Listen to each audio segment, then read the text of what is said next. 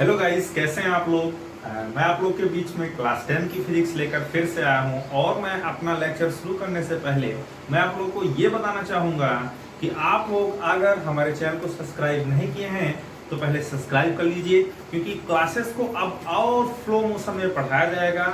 इतना अच्छे से बताया जाएगा आपको कि कोई भी चीज़ आपकी फंसेंगे नहीं। एग्जाम ओरिएंटेड आपको पढ़ाया जाएगा। ऐसी चीजें बताई जाएंगी जो आपके बोर्ड में आएंगी, ऐसी चीजें आपको नहीं बताई जाएंगी जो आपके बोर्ड में नहीं आएंगी। मेरी बात समझ चुके होंगे। आई होप मैं अब क्लास को शुरू कर सकता हूँ। इससे पहले मैंने बेटा आप लोगों को पढ़ाया था क्लास 10 की फिजिक्स में ओम का नियम किसे कहते हैं। अगर किसी बच्चे को ओम का नियम नहीं समझ में आया होगा तो आप मुझे कमेंट बॉक्स में जरूर बताइएगा। मैं उसका फिर से वीडियो बना के या मैं किसी दिन एक एडवांस लेक्चर लेके उसके बारे में आपको बता दूंगा। ओके, तो हमने बताया था ओम के नियम के बारे में। किसी चालक तार का, जैसे कि कोई चालक तार है, अगर उसकी भौतिक अवस्थाएं या ताप ना बदला जाए तो क्या होता है, किसी चालक तार के सिरों के बीच लगाया गया विभवांतर और उस चालक तार में उस विभवांतर के कारण जो धारा प्रवाहित होती है उसका अनुपात जो होता है बेटा वो क्या होता है, एक नियतांक होता है। ऐसा हमने कुछ बताया था, V/I इज इक्वल टू, बताए थे हम R, इसको हम कहते हैं नियतांक। इसको हम क्या कहते हैं, नियतांक। और इस नियतांक R को हम जानते हैं बेटा प्रतिरोध के नाम से। हम किसके नाम से जानते हैं, इस नियतांक R को हम कहते हैं प्रतिरोध। अब हम सीखते हैं प्रतिरोध होता क्या है। हमने बताया भी होगा प्रतिरोध किसे कहते हैं, लेकिन फिर मैं बताऊंगा आपको कि प्रतिरोध कैसे कहते किसे हैं। तो सीधा सीधा साधारण भाषा में आप जानिए, किसी चालक तार में जो धारा प्रवाहित होती है, धारा के मार्ग में जो अवरोध या बाधा उत्पन्न होती है, उसे ही तो हम कहते हैं क्या, चालक तार का प्रतिरोध। क्लियर हुआ। हमने कहा कि किसी चालक तार में जो धारा प्रवाहित होती है, उस तार में जो प्रतिरोध उत्पन्न होता है उसे यह कहते हैं क्या, चालक तार का प्रतिरोध। अब बातें आती हैं कि चालक तार का प्रतिरोध किन किन कारकों पर निर्भर करता है। उससे पहले मैं कुछ आपको फॉर ए कॉम्पिटिटिव एग्जाम में आपको बताना चाहूंगा। एक ट्रिक समझ लीजिए, किस तार का प्रतिरोध ज्यादा होगा, किस तार का प्रतिरोध कम होगा, इसको समझिए।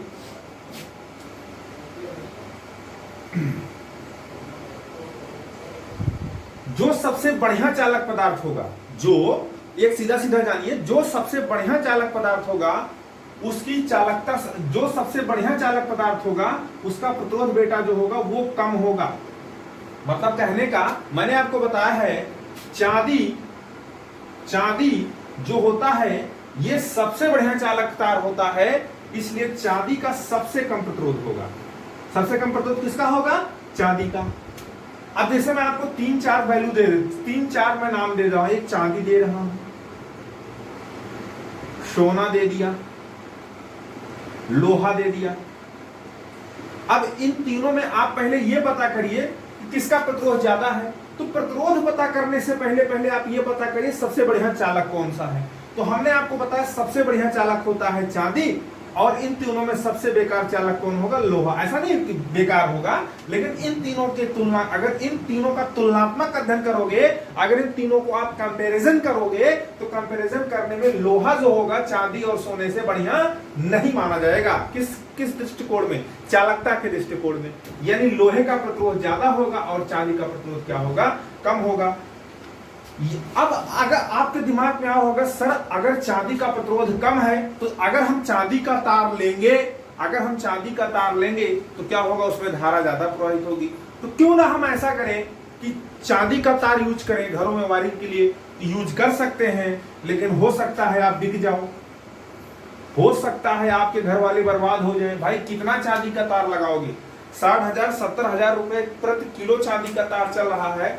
पता लगे पूरे घरों में अगर आपको वायरिंग चांदी के तार की करानी हो पड़ेगी तो पता लगेगा कि मान लो 10 किलो या 15 किलो वायर की जरूरत पड़ती है। तो 15 किलो वायर लगाने के लिए आपको 70 के हिसाब से 15 किलो वायर लगाने के 15 7 105 लगभग 10,50,000 रुपए की आपको जरूरत पड़ जाएगी। 10.5 लाख रुपए की रिक्वायरमेंट होगी सिर्फ चांदी के तार का इस्तेमाल करने में। या तो भैया आप करोड़पति अरबपति हो, तब आप सोने और चांदी के तारों का भी इस्तेमाल आप अपने घरों की वायरिंग में कर सकते हो। लेकिन अगर आप एक साधारण फैमिली से बिलोंग करते हो, तो चाहते हुए भी नहीं आप कर सकते, क्योंकि आपके पास रुपया नहीं है। इसीलिए सबसे बढ़िया चालक होते हुए भी, सोना और चांदी दोनों बढ़िया चालक होता है, सबसे बढ़िया चालक होते हुए भी हम इनका इस्तेमाल नहीं करते हैं। खासकर किस में, घरों के वायरिंग में या खंभों से जो तार जाते हैं, अगर इन वायरों का इस्तेमाल होने लगेगा तो क्या होगा, लाइट की सप्लाई बहुत अच्छी होगी, करंट खूब अच्छे मिलेगी, लेकिन खर्चा बहुत ज्यादा पड़ेगा। खर्चा क्या होगा, ज्यादा होगा, इसलिए इन तारों का इस्तेमाल नहीं करते हैं। तो अगर किसी के दिमाग में आ रहा होगा सर चांदी अगर अच्छा चालक है तो उसको हम वायर के रूप में क्यों इस्तेमाल नहीं करते हैं, तो आप यही बताएंगे क्योंकि यह क्या होता है, यह जो होता है महंगा होता है, और जो आपका लोहा होता है वो काफी चीप और काफी सस्ता होता है। इसलिए लोहे का तार यूज करना ज्यादा बेटर होगा तुलना में किसके, लोहे के, सॉरी चांदी या सोने के। Is it clear? तो चलिए अब हम बात करते हैं, ये थोड़े से हमने बेसिक जानकारी आपको दी प्रतिरोध के बारे में। ये जानिए, प्रतिरोध जिसका ज्यादा होगा उसकी चालकता कम होगी, जिसका प्रतिरोध कम होगा उसकी चालकता क्या होगी, ज्यादा होगी, और जिसकी चालकता ज्यादा होगी, जिसकी चालकता बेटा ज्यादा होगी, उसमें धारा का मान जो होगा या धारा का प्रवाह जो होगा वो क्या होगा, आसानी से होगा। तो आज से आप यह भी जान लीजिए, चालक वे पदार्थ होते हैं जिनका प्रतिरोध निम्न होता है, कुचालक वे पदार्थ होते हैं जिनका पदार्थ उच्च या बहुत ज्यादा होता है, इतना ज्यादा होता है कि उस पदार्थ के अंदर से अगर आप वैद्युत धारा या आवेश का प्रवाह कराओगे तो आवेश का प्रवाह होगा ही नहीं। क्लियर हो गया? चलिए अब अगली हेडिंग आप डालिए, अगली हेडिंग डालिए आप। एक सेकेंड, डिस्टर्ब कहां है, एक सेकेंड।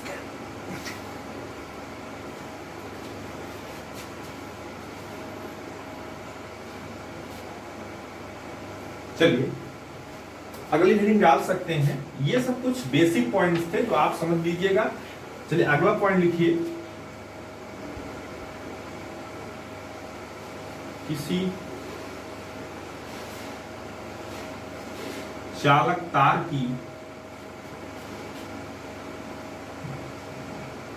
प्रतिरोध की निर्भरता, किसी चालक तार के प्रतिरोध की निर्भरता, प्रतिरोध की निर्भरता मतलब कोई वायर है, कोई चालक तार कोई भी हो सकता है, सोने का भी हो सकता है, चांदी का भी हो सकता है, किसी भी प्रकार का चालक तार हो सकता है। ठीक है, निर्भरता इसमें लिखिए एक लाइन, ये किसी चालक तार का प्रतिरोध, किसी चालक तार का प्रतिरोध निश्चित ताप पर, किसी चालक तार का प्रतिरोध, किसी चालक तार का प्रतिरोध निश्चित ताप पर, निश्चित ताप पर निम्नलिखित कारकों पर निर्भर करता है, निम्नलिखित कारकों पर निर्भर करता है, निम्नलिखित कारकों पर निर्भर करता है। चलिए पहला पॉइंट लिखिए, नंबर 1 पॉइंट लिखिए, किसी चालक तार का प्रतिरोध, किसी चालक तार का प्रतिरोध, किसी चालक तार का प्रतिरोध तार की लंबाई के अनुपाती होता है, तार के लंबाई के अनुपाती होता है, तार के लंबाई के अनुपाती होता है। पहला पॉइंट लिखिए, किसी चालक तार का प्रतिरोध तार के लंबाई के अनुपाती होता है, अर्थात R अनुपाती स्मॉल l, R अनुपाती स्मॉल l, R अनुपाती स्मॉल l। R क्या है, प्रतिरोध है, L क्या है, तार की लंबाई है। इसका मतलब यह है बेटा कि अगर किसी तार की लंबाई बढ़ेगी, सीधा सीधा जानिए, अगर किसी तार की लंबाई बढ़ेगी तो तार की लंबाई बढ़ने से, तार की लंबाई बढ़ने से क्या होगा, उस चालक तार का प्रतिरोध भी क्या होगा, बढ़ेगा, उस चालक तार का प्रतिरोध भी क्या होगा, बढ़ेगा। तो एक एग्जांपल देते हैं कैसे, इसमें लिख लीजिए एक लाइन और, अर्थात R अनुपाती स्मॉल l, बॉक्स बना लीजिए, नई लाइन लिख लीजिएगा, अर्थात तार की लंबाई बढ़ने पर तार का प्रतिरोध बढ़ता है, अर्थात तार की लंबाई बढ़ने पर या चालक तार की लंबाई बढ़ने पर, चालक तार की लंबाई बढ़ने पर तार का प्रतिरोध बेटा क्या होता है, बढ़ता है। इसका मतलब जानिए। चलिए एक छोटा सा उदाहरण देकर समझाते हैं। चलिए मान लीजिए ये मेरा घर है, ये मेरा क्या है, घर है, ये गांव का, यहाँ पे एक ट्रांसफार्मर लगा हुआ है। यहाँ क्या लगा हुआ है? गांव का ट्रांसफार्मर लगा हुआ है इस तरीके से, ठीक है। और ये घर के मेरे बगल एक क्या है? खंबा है। हमारे पास दो चॉइस हैं अपने घरों में कनेक्शन लेने के लिए, लाइट का, इलेक्ट्रिसिटी के कनेक्शन। या तो मैं क्या करूं, सीधा इस खंबे से एक तार लूं, केबल का तार लूं। बहुत लोगों के घरों में ऐसा होता होगा, काफी दूरी से केबल आता है। एक चॉइस मेरे पास क्या है, यहां से। फर्स्ट चॉइस ये है, सेकंड चॉइस ये है। मैं इसको समझाने का प्रयास कर रहा हूं, फिगर उस बनाने की जरूरत नहीं है। बताइए कौन सा तार लंबा पड़ रहा है? ये खंबे वाला पड़ रहा है, ये सॉरी ट्रांसफार्मर वाला पड़ रहा है कि खंबे वाला? तो आप देखोगे ये खंबे वाला पड़ रहा है, ये सॉरी ये ट्रांसफार्मर वाला पड़ रहा है। देखो पहले आप क्या, इसको इस बार को कनेक्शन मत करिए, पहले आप ट्रांसफार्मर से कनेक्शन जोड़ दीजिए। जोड़ने के बाद क्या करिए, आप घरों में बिजली और सबका इस्तेमाल करिए, मतलब पंखे का इस्तेमाल कीजिए, हीटर का इस्तेमाल करिए, या आप जो है फ्रिज या एसी जो भी आपके घर में अवेलेबल हो वो सबका इस्तेमाल करिए। तो आप देखोगे क्या, यहाँ से जो करंट मिल रही है आपको, यहाँ से इस ट्रांसफार्मर से जो करंट मिल रही है, अब इस ट्रांसफार्मर के बगल में किसी का घर मान लो, वह भी इसी ट्रांसफार्मर से घर लिया है। अब ध्यान दीजिएगा क्या होगा जब यहाँ से कनेक्शन मिलेगा। अब यहाँ पर आपका एसी फ्रिज कूलर सब चल रहा है, इंस्ट्रूमेंट है तो भाई आप चलाएंगे ही। इनके पास भी वही इंस्ट्रूमेंट है चलाने, मतलब वही उपकरण है, एसी कूलर फ्रिज सब है, यह भी चला रहे हैं, तुम भी चला रहे हो। तुम अपने घर पे चला रहे हो, तुम यूज कर रहे हो, एक दिन तुम गलती से इनके घर पहुंच गए तो तुमने देखा है इसी ट्रांसफार्मर से इनकी भी लाइट आ रही, इसी ट्रांसफार्मर से इनकी भी लाइट आ रही है, मेरी भी लाइट आ रही है। लेकिन इनके घर में एसी फ्रिज ज्यादा तेज चल रहा है, इनके घर में एसी फ्रिज, मेरे घर में एसी फ्रिज काफी अच्छे से नहीं चल रहा है, काफी स्लो चल रहा है, प्रॉपर वोल्टेज नहीं पा रही, प्रॉपर करंट नहीं पा रही है। तो आपके दिमाग क्या ऐसा कारण हो सकता है? तो आपको लगेगा कि ऐसा कुछ तो नहीं कर दिए हैं। और जान लीजिएगा तार दोनों का एक ही है। अगर आपने ये जो केबल है, अगर इसमें तांबे का वायर यूज हुआ है तो यहाँ भी तांबे का ही वायर यूज हुआ है। देखिए तार के प्रॉपर्टी में चेंज नहीं है, यहाँ भी तांबा यहाँ भी तांबा। तो आपके दिमाग में, अब आप पढ़े हो कि लंबाई बढ़ने पर क्या होता है, तार की लंबाई बढ़ने पर क्या होता है, तार का प्रतिरोध बढ़ता है। तो आपको लगेगा, तो आप तुरंत जान लोगे, अरे भैया यहाँ से ये जो ट्रांसफार्मर है इस घर के तार की लंबाई कम है और इसकी लंबाई क्या है, ज्यादा है। करंट तो उतने ही आ रही है, लेकिन ज्यादा करंट कहाँ खर्च हो जा रही है, इस तार में खर्च हो जा रही है। क्यों खर्च हो जा रही है? क्योंकि इस तार की लंबाई क्या हो गई, मतलब इस ट्रांसफार्मर से मेरे घर तक जो तार आया है उसकी लंबाई इतनी ज्यादा है, इसलिए तार की ज्यादा करंट कहाँ खर्च हो जा रही है, इस तार के प्रतिरोध को, इस तार के प्रतिरोध से निपटने में खर्च हो गई। मतलब जो ये तार धारा के मार्ग में जो अवरोध उत्पन्न कर रहा है, इस तार के प्रतिरोध में ज्यादा करंट खर्च हो गई, करंट जो बची वही तो घर में आएगी। इसलिए कहा जाता है कि अगर आप घरों में कनेक्शन लेते हैं तो कोशिश करिए ज्यादा लंबी दूरी से आप कनेक्शन को ना लीजिए। अगर कोई पास का खंभा हो तो वहां से आप क्या कर सकते हैं, कनेक्शन को ले सकते हैं। मेरी बात समझ गई? मेरी बात समझ गई? ये वाला उदाहरण देने की कोई जरूरत नहीं, लंबा यहाँ खंबे से लेते, अगर यही खंबे से लेते क्या होता, तो आपके घरों में करंट ज्यादा पहुंचती तुलना में किसके, क्यों पहुंचते, क्योंकि ये तार की लंबाई कम होती। मैं यहाँ घर दूसरा एग्जांपल देके समझा दूंगा। आई थिंक आपको समझ में आ गया होगा कि तार की लंबाई बढ़ने पर कैसे तार का प्रतिरोध बढ़ता है। ये तो आपको रटना था, ये तो आपको रटना था कि सर हाँ हमने बता दिया तार की लंबाई बढ़ेगी तो तार का प्रतिरोध बढ़ेगा, लेकिन आपको यह भी जानना था या महसूस करना था कि वास्तव में होता कैसे है। तो हमने एक एग्जांपल देके यह बता दिया, आप इसको देखे भी होंगे, जज भी किए होंगे, हाँ लाइट धीमी आ रही है, तो ऐसा आप महसूस कर सकते हैं। क्लियर हो गया? चलिए सेकंड पॉइंट लिखिए, सेकंड पॉइंट लिखिए, इसमें सेकंड पॉइंट लिखिए,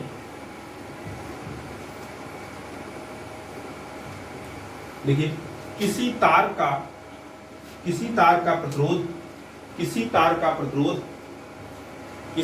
का प्रतिरोध तार के अनुप्रस्थ काट के क्षेत्रफल के बढ़ने पर बढ़ता है। तार के अनुप्रस्थ काट के क्षेत्रफल के बढ़ने पर बढ़ता है। तार के अनुप्रस्थ काट के क्षेत्रफल के बढ़ने पर क्या होता है, बढ़ता है। अनुप्रस्थ काट के क्षेत्रफल, अनुप्रस्थ काट ब्रैकेट में मोटाई लिख लो, मोटाई तार की मोटाई, ब्रैकेट में तार की मोटाई। किसी तार का प्रतिरोध तार के अनुप्रस्थ काट ब्रैकेट में तार की मोटाई, ब्रैकेट बंद कर दीजिए, के बढ़ने पर बढ़ता है, अर्थात बढ़ता है नहीं, ऐसे लिखिए, काट दीजिए काट दीजिए काट दीजिए काट दीजिए पूरी लाइन को, फिर से लिखिए, किसी तार का प्रतिरोध, किसी तार का प्रतिरोध, किसी तार का प्रतिरोध तार के अनुप्रस्थ काट के क्षेत्रफल के व्युत्क्रमानुपाती होता है। देखिए उस लाइन को काट दीजिए, पूरी तरीके से काट दीजिए, किसी तार का प्रतिरोध किसी तार के अनुप्रस्थ काट के क्षेत्रफल के व्युत्क्रमानुपाती होता है, अर्थात आर अनुक्रमानुपाती 1/a, 1/a, 1/a। स्पष्टीकरण भी लिख लीजिए, फिर समझाते हैं। आर अनुपाती 1/a, अर्थात तार के अनुप्रस्थ काट का क्षेत्रफल, अर्थात तार के अनुप्रस्थ काट का क्षेत्रफल ब्रैकेट में तार की मोटाई, ब्रैकेट में तार की मोटाई, ब्रैकेट बंद कर दीजिए, बढ़ने पर तार का प्रतिरोध घटता है। तार का प्रतिरोध क्या होता है? घटता है। क्या होता है? घटता है। एक सिंपल सा मतलब जानिए, 1 मीटर आप तार ले लीजिए, 1 मीटर कोई तांबे का तार लीजिए, 1 मीटर तांबे का तार आप पतला तार लीजिए और 1 मीटर तांबे का तार उससे थोड़ा मोटा तार लीजिए, तो आपसे पूछा जाएगा कि किसमें ज्यादा बढ़िया करंट फ्लो होगी, तो मोटे तार में करंट अच्छी फ्लो होगी। और 1 मीटर तांबे का तार पतला वायर है और 1 मीटर आपका तांबे का तार क्या है? मोटा वायर है। तो जो मोटा वायर होगा उसमें करंट बढ़िया से फ्लो होगी और पतला तार होगा उसमें करंट बढ़िया से फ्लो नहीं होगी। कारण क्या है? क्योंकि पतले तार में प्रतिरोध क्या होता है? ज्यादा होता है और मोटे तार में प्रतिरोध क्या होता है? कम होता है। इसलिए जब आप देखते होंगे खंभों में जो बड़े बड़े मतलब जहां पर ज्यादा वोल्टेज का इस्तेमाल किया जाता है, खासकर जहां पर ज्यादा करंट का इस्तेमाल किया जाता है, वहां पर खंभों या ट्रांसफार्मर मोटे मोटे केबल्स का इस्तेमाल किया जाता है। आजकल देखते हो घरों में भी वायर का इस्तेमाल, जो खंभों में पहले 3-4 तार आते थे, एक मेन होता था, एक अर्थ होता था ना, ये होता था अर्थ मेन, ये सब होता था। अब उनका इस्तेमाल खत्म करके एक मोटे मोटे केबल का इस्तेमाल किया जा रहा है। तो क्या कारण है मोटे मोटे केबलों का इस्तेमाल? क्योंकि मोटे केबलों का इस्तेमाल करने से क्या होता है? एक तो खर्चा बचता है, दूसरे तार में प्रतिरोध कम लगता है, और जिस कारण करंट अच्छे से आपके घरों में क्या होती है? पहुंच जाती है। उच्च निम्न प्रतिरोध से करंट क्या होती है? उसके घरों में पहुंच जाती है। आई होप आपको समझ आ गया होगा। अगर तार की मोटाई बढ़ेगी तो प्रतिरोध कम होगा, और अगर तार की मोटाई घटेगी तो तार का प्रतिरोध क्या होगा? बढ़ेगा। तार की लंबाई बढ़ने से क्या होता है? तार का प्रतिरोध बढ़ता है, लेकिन तार अगर मोटा होगा तो प्रतिरोध क्या होगा? कम होगा। क्लियर हो गया? क्लियर हो गया। थर्ड पॉइंट लिखिए, तुरंत थर्ड पॉइंट लिखिए, किसी तार का ताप बढ़ने पर, किसी तार का ताप बढ़ने पर तार का प्रतिरोध, किसी तार का ताप बढ़ने पर तार का प्रतिरोध बढ़ता है। तीसरा पॉइंट छोटा पॉइंट है, किसी तार का ताप, टेम्परेचर, किसी तार का ताप बढ़ने पर ताप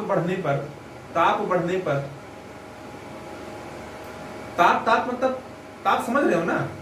हाँ ठीक है। किसी तार का ताप बढ़ने पर तार का प्रतिरोध बढ़ता है। कैसे बढ़ता है? चलिए समझिए। जैसे मान लीजिए ये कोई तार है, ये कोई तार है, इसके नीचे क्या है? इसके नीचे मान लीजिए, ये छोड़िए, ये तार है, ये क्या है? तार है। एक्चुअली मैं आपको सिंपल एग्जांपल देके समझाता हूँ। ये वायर है, इसमें करंट ऐसे करके फ्लो हो रही है। अब गर्मी का सीजन आ गया। किसका सीजन आ गया? गर्मी का सीजन आ गया। गर्मी के सीजन में अमूमन 40 से 45 डिग्री दिन का टेम्परेचर होता है। 40 से 45 डिग्री टेम्परेचर होता है। अब इस 40-45 डिग्री टेम्परेचर, इस गर्मी के कारण इस तार में क्या होगा? इस तार में उष्मा का क्या होगा? प्रवाह होगा। भाई तार गर्म होगा, गर्मी का तार क्या होगा? गर्म होगा। कुछ तार क्या हो गया? फैल गया। हल्का तार क्या हो गया? फैल गया। अब बताओ गर्मी में क्या हुआ? तार की लंबाई बढ़ी कि नहीं बढ़ी? तार की लंबाई बढ़ी कि नहीं बढ़ी? किसके कारण? गर्मी के कारण। जिस कारण क्या होगा? आपको बताया गया तार की लंबाई अगर बढ़ेगी तो तार का प्रतिरोध क्या होगा? बढ़ेगा। और तार की लंबाई बढ़ेगी, मोटाई भी क्या होगी? मोटाई भी क्या होगी? साथ में कम होगी। और यह भी हमने बताया तार की अगर मोटाई घटेगी तो तार का प्रतिरोध क्या होगा? बढ़ेगा। यानी ताप के बढ़ने से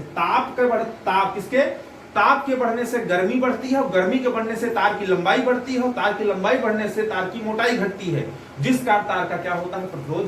प्रतिरोध क्या होता है? बढ़ जाता है। और यही अगर वायर ठंडी में है, यही वायर अगर ठंडी में है तो आपको पता ठंडी में अमूमन क्या होता है, आपका 4 से 5 डिग्री टेम्परेचर होता है, बहुत कम होगा तो 4 से 5 होगा। तो 4 से 5 कंडीशन में ये तार जो होगा सिकुड़ेगा। तार जब ये सिकुड़ेगा तो मान लीजिए ये तार की लेंथ ये होगी, सिकुड़ेगा तो तार की मोटाई बढ़ेगी, भाई सिकुड़ेगा तो मोटा होगा तार। और लंबाई क्या होगी, घटेगी। और आपको पता है लंबाई के घटने से क्या होता है, लंबाई के घटने से तार का प्रतिरोध कम होता है, और तार के मोटे होने पर भी तार का प्रतिरोध क्या होता है, कम होता है। जिस कारण ठंडी में क्या होगा, ठंडी में कम होने, यही तार है, ठंडी में क्या होगा, प्रतिरोध कम होगा, जिस कारण करंट क्या होगी, ज्यादा होगी। इसीलिए क्या होता है, और बरसात के सीजन में तो और बढ़िया है। बरसात के सीजन में नमी खूब बढ़िया मिलती है, इसलिए हम जानते हैं क्योंकि नमी पाई जाएगी तारों में, भाई ज्यादा करंट फ्लो नहीं होगी, नमी काफी मिलेगी इसमें। इसी कारण एक छोड़िए बरसात के सीजन, छोड़िए सिर्फ ठंडी गर्मी को लेके चलिए, तो आप देखो गर्मियों में करंट जो होती है घरों में आपकी कम आती है, बल्ब धीमा जलता है, पंखा धीमे चलता है। लेकिन वही करंट ठंडियों में देखते हो काफी ज्यादा होता है। हम लोग कहते हैं ठंडी में जब पंखे की जरूरत नहीं होती तभी पंखा तेज चलता है, तब सबने बिजली तेज दिए थे। ऐसा बोला जाता है कि ठंडी में जो है जब लाइट की जरूरत नहीं होती है तो ठंडी में बिजली तेज देते हैं, और गर्मी में जब जरूरत होती है तो बिजली धीमा कर देते हैं। बेटा ऐसा कुछ नहीं है, ये सिर्फ बिजली उतनी ही, करंट की सप्लाई उतनी ही दी जाती है। गर्मियों में क्या होता है, तार का लेंथ जो होता है ज्यादा हो जाता है, जिस कारण ज्यादा करंट जो होती है तारों में ही खर्च हो जाती है, जिस कारण हमको घरों में लाइट धीमी मिलती है। और ठंडियों के सीजन में क्या होता है, ठंडियों के सीजन में जो होता है तार जो होता है सिकुड़ जाता है, जिस कारण प्रतिरोध कम हो जाता है, जिस कारण हमको करंट ज्यादा मिलता है, जिस कारण हमको लगता है कि ठंडियों में बिजली ज्यादा मिल रही है। और गर्मियों में तमाम कारण है, गर्मियों में तमाम और रीजंस भी हैं, व्यवहारिक रीजंस भी हैं, जिससे कारण गर्मियों में क्या होता है, करंट हमको कम मिलता है। जैसे आपको पता है गर्मियों में एसी का इस्तेमाल, फ्रिज का इस्तेमाल, कूलर का इस्तेमाल, मतलब ज्यादा इस्तेमाल आप करते हैं, जिस कारण किसी एक घर में जो होता है करंट का ज्यादा इस्तेमाल होता है। और ट्यूबवेल का भी इस्तेमाल, सिंचाई में भी तमाम प्रयोग किए जाते हैं, सिंचाई के भी साधन के लिए मोटर वगैरह चलाए जाते हैं, जिस कारण करंट जो होती है ज्यादा खर्च होती है। इस कारण भी हमको गर्मियों में क्या होता है, करंट कम मिल पाती है। आई होप आप समझ गए होंगे मैं आपको क्या बताना चाह रहा हूँ। ये था प्रतिरोध किन किन कारकों पर निर्भर करता है। काफी लंबा लेक्चर मैंने लेने का प्रयास किया है, जिससे आपको एक ही चीज समझ में आ जाए। तो मैंने बताया तार की लंबाई बढ़ने पर तार का प्रतिरोध बढ़ता है, तार का क्षेत्रफल बढ़ने पर क्या होता है, तार का प्रतिरोध घटता है। अगर तार का ताप बढ़ाएंगे या तार को उष्मा देंगे तो क्या होगा, तार का प्रतिरोध तब भी क्या होगा, बढ़ेगा। आई होप आपको समझ में आ गया होगा।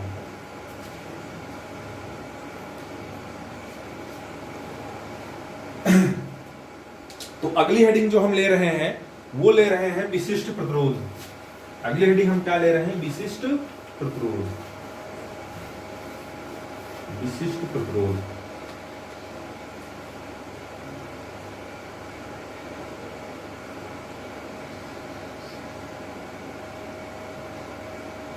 विशिष्ट प्रतिरोध हेडिंग डाल लीजिए, विशिष्ट प्रतिरोध।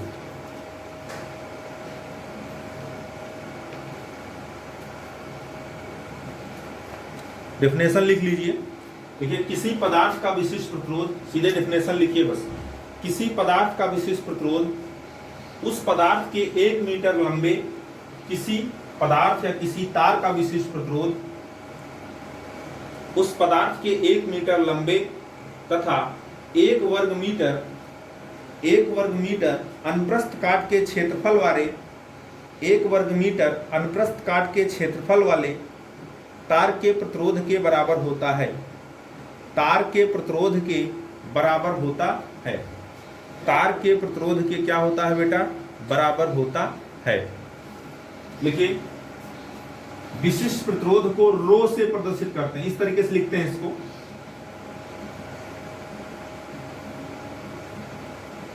ऐसे विशिष्ट प्रतिरोध को रो से, इसको रो पढ़ते हैं, क्या पढ़ते हैं, रो। विशिष्ट प्रतिरोध को रो से प्रदर्शित करते हैं। सूत्र नोट कर लीजिए विशिष्ट प्रतिरोध का। रो बराबर होता है R A upon L, R A upon L, R A upon L. पहला आंसर लिख लीजिए, विशिष्ट प्रतिरोध का मात्रक रो का मात्रक होता है ओम मीटर, ओम मीटर, ओम मीटर या ओम सेंटीमीटर।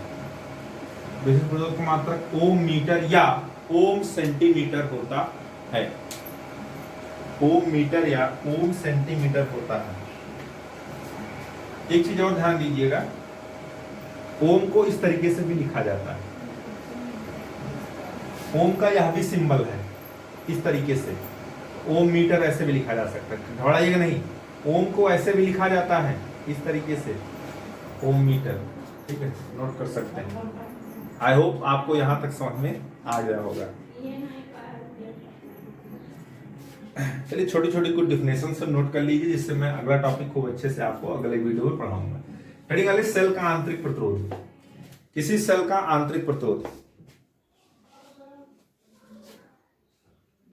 किसी सेल का आंतरिक प्रतिरोध। अगर ज्यादा तेज बोल रहा हूं वीडियो को रोक के आराम से लिख लेना। किसी सेल का आंतरिक, किसी सेल के अंदर, किसी सेल के अंदर, किसी सेल के अंदर, किसी सेल के अंदर सेल के घोल द्वारा, किसी सेल के अंदर सेल के घोल द्वारा, सेल के घोल द्वारा वैद्युत धारा के मार्ग में, वैद्युत धारा के मार्ग में जो प्रतिरोध लगाया जाता है, जो प्रतिरोध लगाया जाता है उसे सेल का आंतरिक प्रतिरोध कहते हैं, उसे सेल का आंतरिक प्रतिरोध स्मॉल आर कहते हैं, उसे सेल का आंतरिक प्रतिरोध स्मॉल आर कहते हैं, उसे सेल का आंतरिक प्रतिरोध स्मॉल आर कहते हैं। आगे लिखिए, नई लाइन से लिखिए, डिफिनेशन हो गई। लिखिए, माना किसी सेल का, माना किसी सेल का वैद्युत वाहक बल या विद्युत वाहक बल, माना किसी सेल का विद्युत वाहक बल कैपिटल ई, माना किसी सेल का विद्युत वाहक बल कैपिटल ई, सेल से जुड़े तार का प्रतिरोध कैपिटल आर, सेल से जुड़े तार का प्रतिरोध कैपिटल आर, माना किसी सेल का विद्युत वाहक बल कैपिटल ई, सेल से जुड़े तार का प्रतिरोध कैपिटल आर एवं सेल का आंतरिक प्रतिरोध स्मॉल आर हो, एवं सेल का आंतरिक प्रतिरोध स्मॉल आर हो,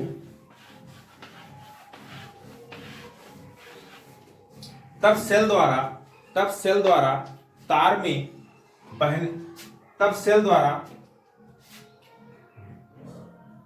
तब सेल द्वारा तार में बहाई जाने वाली धारा आई बराबर, सेल द्वारा तार में बहाई जाने वाली धारा आई बराबर ई बटे capital R plus small R. ये सूत्र नोट कर लीजिए। पूछा जा सकता है कि सेल का आंतरिक प्रतिरोध किसे कहते हैं, तो आप एग्जाम में लिख दीजिएगा। इसके बाद इतना अच्छा टॉपिक है, इतना अच्छा टॉपिक है, 7 नंबर का एग्जाम में बनता है वो टॉपिक, बहुत ही इंपॉर्टेंट टॉपिक। ऐसा नहीं कि वो सिर्फ टॉपिक ही 7 नंबर का है, उस पे जो सवाल बनते हैं वह भी बहुत इंपॉर्टेंट है। इसलिए आप लोग बने रहिएगा हमारे साथ। और जिन बच्चों ने मेरे वीडियो को नहीं देखा है वो वीडियो को, पिछले वीडियो को देख लें, नहीं तो जो अगला लेक्चर आने वाला है वो कंफर्म 7 नंबर का एग्जाम में आएगा, कंफर्म आएगा, ये मैं वादा कर सकता हूं आपसे, क्योंकि लगभग हर बार आता है। अगर वो नहीं आता तो उसके ऊपर न्यूमेरिकल आता है, तो अगर आप टॉपिक नहीं समझोगे तो न्यूमेरिकल नहीं समझ में आएगा। और हाँ, अगर आप मैथमेटिक्स के वीडियो नहीं देख रहे हो तो जाके मेरे चैनल पे मैथमेटिक्स के वीडियो, बड़े अच्छे वीडियो पढ़ रहे हैं, लगभग 2 चैप्टर आपके कंप्लीट होने वाले हैं। जो आपके 70% सिलेबस में है वही चैप्टर में यहाँ पढ़ाया जा रहा है, काफी अच्छे से पढ़ाया जा रहा है। फिजिक्स आपकी चल रही है, फिजिक्स लगभग आपका खत्म होने का कगार पे है। मान के चलिए इसके बाद आपका 1 चैप्टर और बच रहा है, 1 लेक्चर 2 लेक्चर और लूंगा, यह भी चैप्टर खत्म हो जाएगा। इसके बाद 1 चैप्टर और बचेगा, फिजिक्स आपका पूरी तरीके से वेल कंप्लीट हो जाएगा। इसके जस्ट बाद में आपका केमिस्ट्री चालू कर दूंगा इसी चैनल पे। आई होप आपको अच्छा लग रहा होगा, और अच्छा लग रहा है तो मेरे चैनल को सब्सक्राइब कीजिए। आपके घरों में जितनी मोबाइल है सबसे सब्सक्राइब करिए, ठीक है, जिससे मेरे 1000 सब्सक्राइबर पूरे हो जाए। जिस दिन मेरे 1000 सब्सक्राइबर पूरे हो जाएंगे उसी दिन या 2-4 दिन बाद मैं आपके सामने लाइव आने लगूंगा। जो भी आपके डाउट होंगे वो आप हमसे सामने होकर रूबरू हो सकेंगे, और मैथ की भी क्लासेज आप कोशिश की जाएगी तो लाइव लेने का प्रयास किया जाएगा। Thank you very much.